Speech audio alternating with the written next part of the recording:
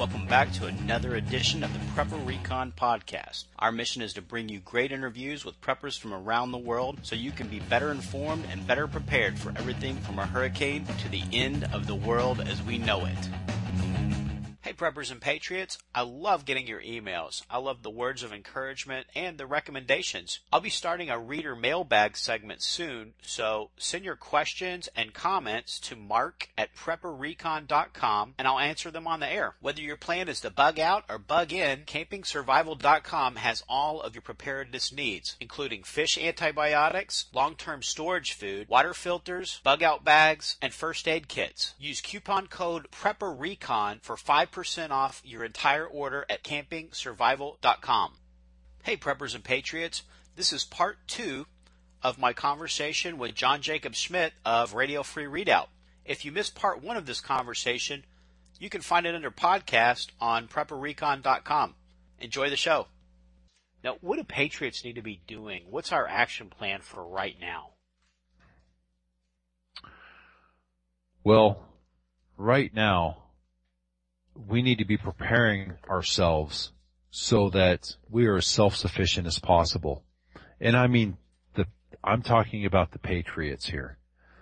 And I've said this before, and I preach this every chance I get. The preppers need to stop being isolationists. They need to keep in mind that there will be a rebuilding afterward, that this is not the end of the world, and then they just plan for the event, and they don't plan for rebuilding. Okay, so they're very isolationist, their family, their community, their prepper group, whatever, that's pretty much what they're planning on defending. And then what after that? Ask them, well, then what? Well, then, I don't know what. Well, you're just going to come out after the collapse 6 months later, and you guys are just going to go to McDonald's and catch a movie and say, well, that was pretty amazing? I mean, what do you really see? Our world is about ready to change forever. And so a system, nature abhors a vacuum. If there's a power vacuum, if there's a collapse, if there's a systematic collapse, there will be a rebuilding, and a new system is going to come in to replace the system that just collapsed. And their intentions are a global system with no borders. And so, I'm taking the long way around saying, you better be planning for a rebuilding, because otherwise you're going to come out of your bunker because you don't want to have, be part of the political process, and you will not have any say in what type of system you come out of your bunker to.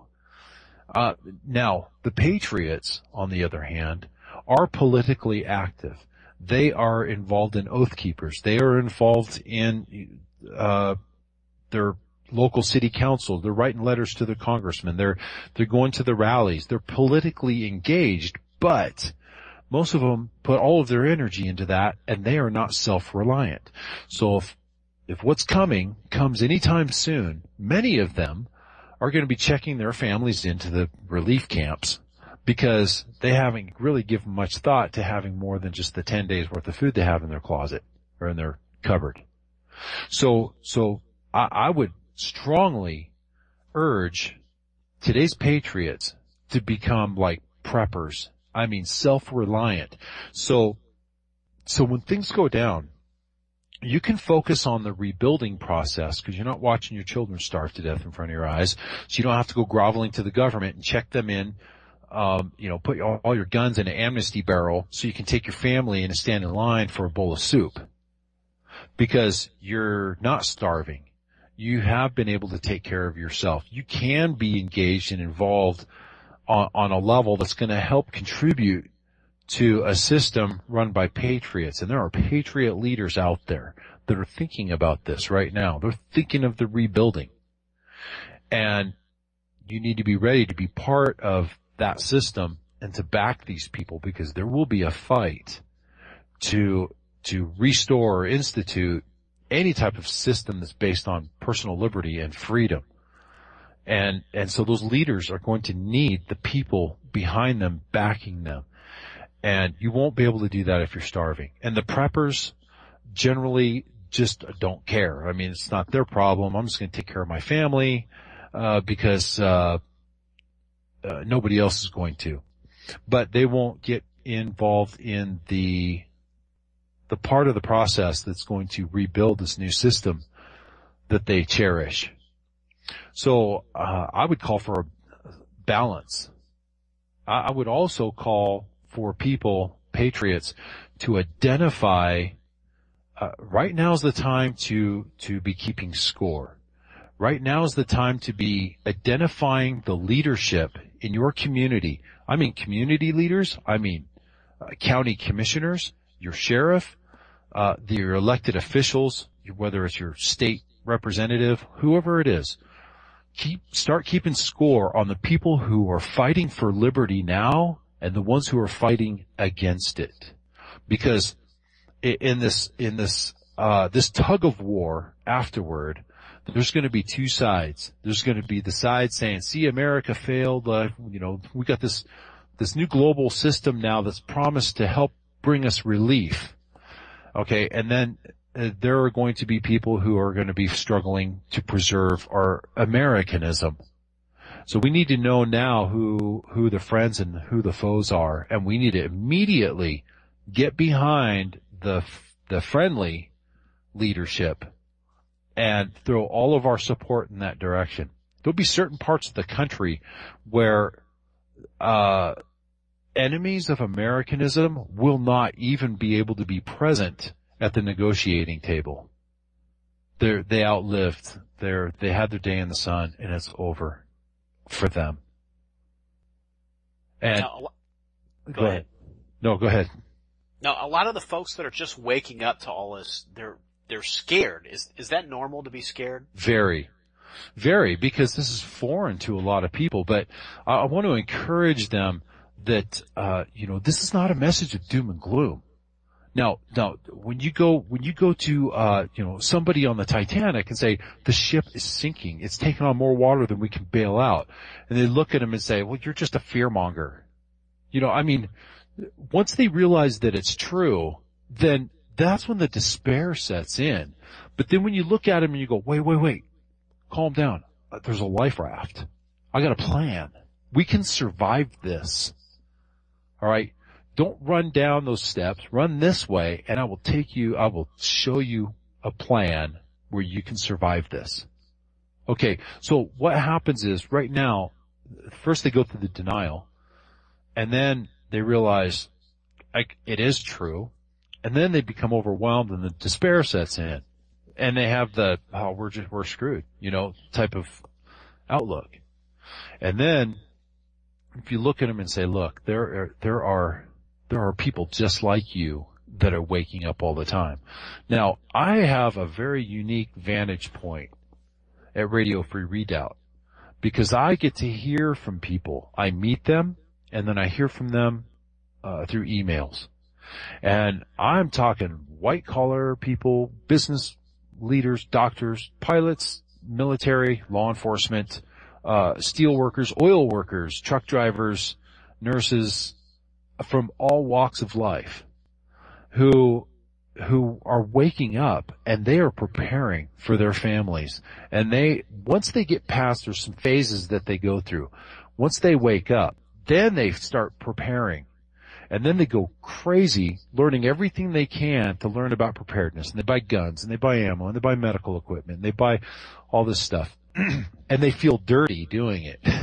They feel icky, right? So, what you let them know, it's okay to take precautions, take measures to provide for and protect your family. Because the people that are destroying this system, that are behind it, they are preparing right now. There's only one reason why this system hasn't collapsed yet, and that's because the elitists are buying themselves time. What are they doing with that time? They are preparing themselves. They have places to go to in the world. They're building small armies. They're shifting their assets to various offshore accounts, different accounts, into physical, all the way from the highest levels, government levels, are buying gold, physical gold, like there is no tomorrow. And maybe there's a reason why they're buying gold like there's no tomorrow. But they're planning for this, so shouldn't we? If the elites are preparing themselves and positioning themselves and their assets right now, shouldn't we be also? That's not extremist. So you don't want to prepare because you don't want to be, fall victim to becoming an extremist. Well, the people that are part of making all of this happen are doing the extremist thing in preparing.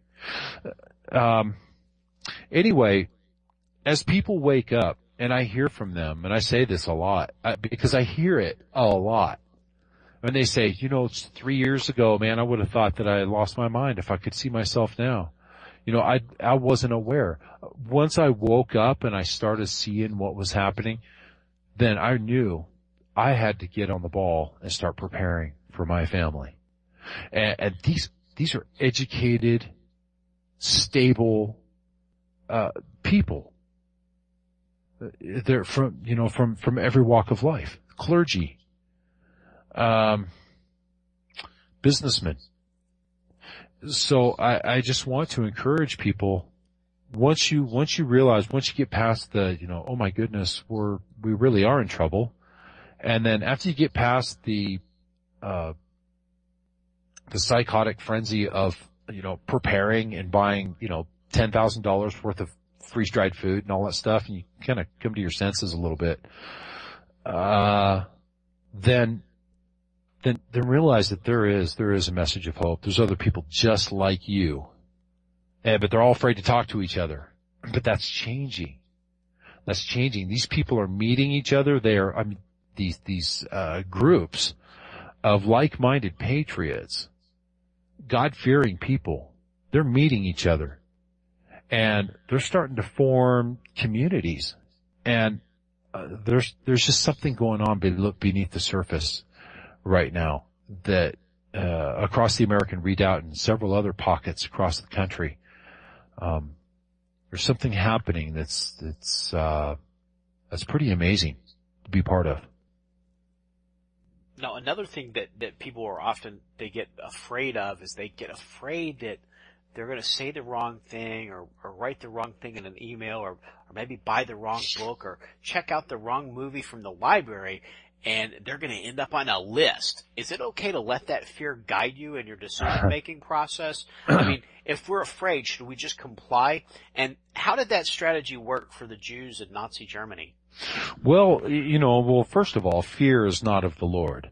And, but there are definitely some things that are pretty scary, when you won't go buy a book on preparedness because you're afraid that somebody's watching and you can have a SWAT team kicking your door in at 3 a.m., because they found out that you bought a book on canning or something, you need to move past that.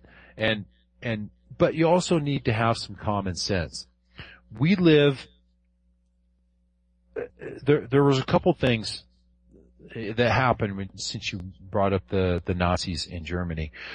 There were some that were very cavalier about the threat that was rising up around them, and they played it down and they were in denial until basically it was their time to be hauled off. And even then, they just reassured each other, this is only temporary, we'll be reunited with our belongings soon enough, and we'll have to go back home pretty soon. I'm really angry at these guys making us come out of our house. I'll be glad when this is over. And so they didn't really comprehend what they were up against. While other people became hyper-vigilant and afraid of everything. Now, there's a time when you need to be hyper-vigilant, and then there's another time when you can just make yourself a wreck, worrying about a boogeyman under every rock. I mean, there are people who won't, they won't even go on the internet and punch in, food preparedness or some keyword because they know that they're being spied on. But on the other hand, what we are learning is that our government is acting outside the law, that they are storing retrievable information, that they can build algorithms and databases on people to profile them very, very accurately, use these sophisticated software programs, algorithms, and programs that they use that can make it very easy to be identified as a potential threat to our government. Now, the way that they're defining threats, they're defining the patriots as threats. Homeschoolers, people that are against homosexual marriage, people that are against illegal immigration, people that talk about the Constitution and the Founding Fathers. Basically, anyone who is a traditional American Christian falls into that list, and we've covered that before, in the past. So if you're not on a list, then shame on you anyway, because that means that you're just checked out and you're part of the problem. If you're not getting involved, let them make their list. I mean, there comes a time when you just got to stop being afraid and get engaged and get in the fight. Amen. Well said. Now, you get one lifeline call to Fox 519 if you need it. So, so this is going to be our economics question here. Okay. Now, we talked a little bit about the health of the U.S. economy, and you said that it's crossed the point of no return, and you think that it's doomed. Now, what do you think about alternative currencies? You mentioned gold there in the last little bit of the conversation. Are you a gold guy? Do you like silver? Or is ammo your barter currency of choice, or all of the above? Well, all of the above, and it really, now, I am not an economist. I don't claim to be an economic guru, but I believe that I'm, a relatively intelligent person. And we seem to have two schools of thought in this country. One is that we're recovering, and it might be slower than we were hoping, but everything's going to be great. The other side is saying things are not good, and we are in way more trouble than we are ever capable of fixing. And this is all going to come to a head here in the not too distant future. So I have these two things to look at. So what seems the most logical to me is the people that are saying things are worse than what we're being told. The way they are able to articulate their argument and their side is much more consistent with what I believe is the reality of things. Not what I want it to be, but just what it is. So, like I said, I'm not an economist. I'm not an investment broker guy, but gold is not for the average person. It is how you store and protect and even move physical wealth, and that's how you protect wealth. But that's big wealth. The average Joe, if he's got some type of investment wealth to protect, what's he got? $60,000 401k. So what are you going to have? 40 little pieces of gold. You'd be better off putting that in silver, because that's, a lot more liquidable for things that you would be needing, like a rifle or, a barrel of wheat, things like that, as opposed to, an ounce of gold. It's much harder to break that down if you just need to buy an old pickup truck from a farmer, and you're just going to hand him, at the time, $50,000 worth of gold.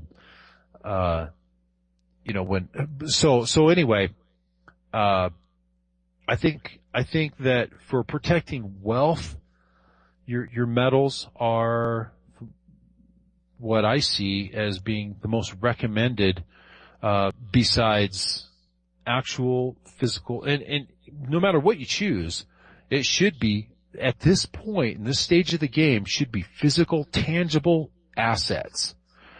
Land might be a good way to protect your wealth, but not as good as something that's mobile, something you can pick up and move with you. if borders shift dramatically, in the North American continent, you might, for your own safety, find yourself picking up and moving, to another region that you can't take land with you, but you could take that equivalent in gold with you. Because I've heard a lot of people arguing, put your money in land, cause it'll always be there. It'll always be worth something. But, I suspect, based on historical examples, where an empire reached its end, almost always there were shifting of peoples and of borders. So that piece of land you put your whole life work into, might not be inside the border where you end up, fleeing to save your life. A lot of Jews left Poland, with nothing, to go back to Israel. Because the land that they owned, became instantly the property of the Nazi regime. And then a massive confusion after the war. And, now you mentioned, ammunition. Ammunition is one of those what we call another precious metal, lead. And I'm a firm believer in it. I believe that everyone that I know that's invested in lead hasn't lost money on their investment. Unless they bought it just a year ago at the height of, the last scare, and then now they're trying to sell it. But for a long-term investment, yeah, good stuff. But man, if you only got $6,000 right now, you're starting at zero. Do not go out and buy $6,000 worth of gold or silver. You go out and you buy yourself $3,000 worth of food, and you can buy a lot of food. I'm not talking about, freeze-dried stuff that you normally eat. Canned spaghetti, spaghetti sauce, and, things like that. You put $3,000 worth of food together, and you buying it in bulk. And then you take the other $3,000, you put it into, medical, weapons, communications gear, and, you round out and balance out your preparedness. That's where you should be putting your $6,000 if that's all you've got. But I see people do it. Man, I got, a $6,000 tax return. I'm putting it all in silver. But you don't have more than 30 days worth of food in your pantry, and the only rifle you've got is a, lever action deer rifle that your grandfather passed down to you. You need to get your hands on a combat rifle and at least 1,000 rounds of ammunition for it. You need to put some food away for your family, at least 6 months. At the very minimum. They need to become self-sufficient. That's gonna give you a lot more return on your investment than putting it in silver. That's my opinion. Good advice. I like that. Now, what do you think about Bitcoin? It peaked at over $1,100 back in December, and it hit $220 last week. So do you think that sounds like a stable currency? That's an 80% drop. Yeah, it's extremely volatile. And now do I think that's a bad investment? Volatile doesn't mean bad. It might not mean sound investment, but see, I don't look at Bitcoin as an investment. I see that as a way to anonymously make financial transactions. And that's where people, what they're going to do is they're going to turn that industry, the alternative currency, electronic currency industry, into another bubble that's going to collapse because they're looking at it as an investment. I personally, based on what I understand about it, is a way for you to anonymously make transactions without people snooping at what you're spending and how much you're spending where. It's electronic, kind of like a barter system. I mean, it's a legal underground currency. And, I love it.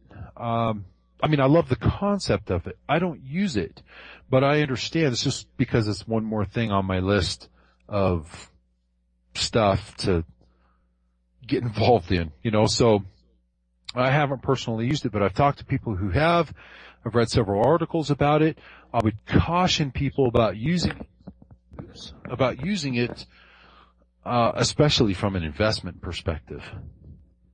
And even the new ones that are up and coming, supposedly as, competitors to Bitcoin, be very careful of those. If everyone's trying to compare their product to Bitcoin, they're comparing it to the original. So, don't be careful not to be chasing ghosts. And just use that as a way to make anonymous transactions. Yeah, I like the idea of it being something that can be outside of the banking system, for transactions, for, long distance transactions. Yeah.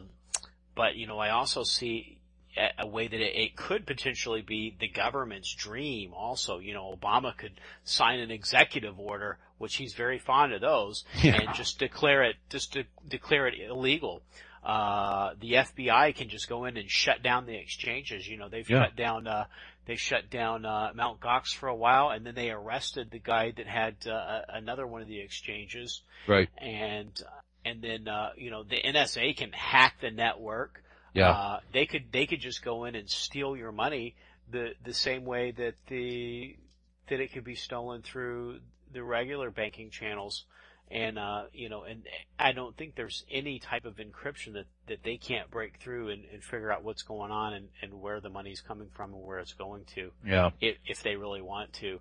And I think just the fact that it's electronic would allow them in some way to have some sort of breadcrumbs to figure out what's going on with that. Well, I think that the technology will eventually be used for a global cashless society. Exactly. See, that's where I see it going. This is a beautiful, beautiful setup. Okay, just like when they banned gold, in the United States, when the private ownership of gold was illegal. Well, the government came in and said, but, it's illegal now. Only a government entity can use it or possess it. So what we're going to do is we're going to buy it from you. Okay. And then what they did was they bought it all, for fair market value. And then I think they gave you $35 for a $20 gold piece is what I think they did. I think that's the way they got everybody to cough it up. And they thought, I'm going to get $35 for an ounce of gold. Yeah. And then afterward it skyrocketed. Yeah, it's $13.50 today. Yeah, so what they do is they get it out of the people's hands, and then it skyrockets after the government controls it, right? So what they're going to do with this is how this scenario could play out with Bitcoin is through executive order, like you said, because Al-Qaeda is using Bitcoin to make conduct operations and whatever. They'll use some excuse, but what they'll do is they'll implement a plan. Because cash costs too much money to operate and stuff. So we're going to use a global, economic e-currency. And so anything that's not part of this system here is now illegal. So what we'll do is we'll buy your Bitcoins from you and we'll give you fair market price for it. But you have to transfer it into, New World Union units. And then of course, as soon as you sell all of your Bitcoins to them at this great price, then now they've got the entire world on their currency. And they did away with the black market currency. And then they dropped the value of the value of your new World Union unit just plummets. And they just stole your wealth. See, these large systems, the larger the government that is, the more cunning they become at stealing wealth from the people. And so, yeah, it's a very scary system. Yeah, absolutely. Well, John Jacob, thanks for another incredible interview. We're going to have links to Radio Free Redoubt and Amaron.com in today's show notes. But now can you tell the folks listening on Stitcher, YouTube, iTunes, where they can find you? And can we also get classic episodes of Radio Free Readout on Podbean? And then which site do we need to go to get the communications SOI? Sure, absolutely. Okay. Of course, they can visit us at radiofreeredoubt.com, and that's spelled REDOUBT, Redoubt. Actually, it's French, Redoubt. So radiofreeredoubt.com, and of course, there are audio archives there at the top. There's a button for audio archives, and that will take you to our Podbean site, Radio Free Readout Podbean site, where you can go back and listen to all the way back to show 1. Those are free to download. And of course, we're also on iTunes. People can go to iTunes and subscribe to Radio Free Readout, because we do the weekly podcast every Sunday evening at 8 o'clock Pacific time. And as far as you can listen to those there, or you can download them. As far as the other site, Amron, for the communications SOI, that is over at amron.com, and that's AMRRON.com. Either one of these now, we're getting so much traffic now. You just Google or Bing, Radio Free Readout, and boom, it's going to be right there. It's going to pop up. So even if you misspell it, it's going to still take you, it'll get you there. But the communications SOI is on amron.com, and I believe it's also listed at radiofreereadout.com. And it's the cover of the booklet, about 40 page e-booklet, in PDF, downloadable, and you, just click on that, and that will take you to the page that walk you through all the instructions on how to go about getting your copy. And of course, you can join the American Readout Network or Amron if you want to be a radio operator and contribute to that. What am I missing? Oh, hey, I wanted to congratulate you on book 2, American Meltdown. Well, thank you very much. That is very cool. That's I used a lot of stuff from Radio Free Readout and the research for the communications used between the militia in there. And then, I just also want to say thank you for everything that you do at Radio Free Readout, because RFR was very instrumental in my awakening. So, well, thank you.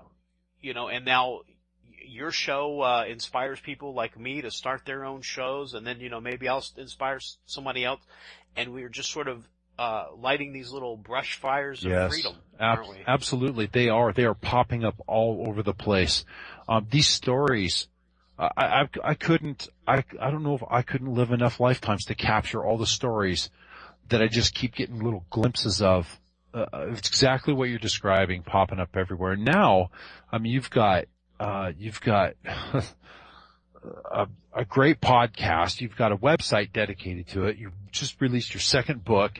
And all of this is waking people up. And just a few years ago, 3 or 4 years ago, there was, James Rawls, Patriots. There was, 1 second after, excuse me. And there was a hunger.